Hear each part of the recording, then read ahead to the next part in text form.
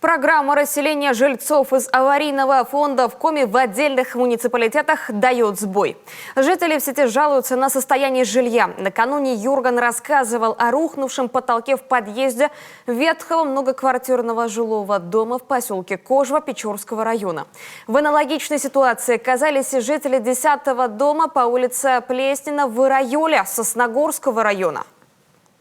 Потолок лежит в доме. Там еще один потолок лежит в доме. Сейчас я вам покажу. Оба! Бы самой не провалиться никуда.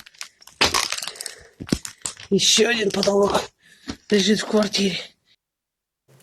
Как пояснили нам в местной администрации, сейчас в аварийном доме проживает одна семья.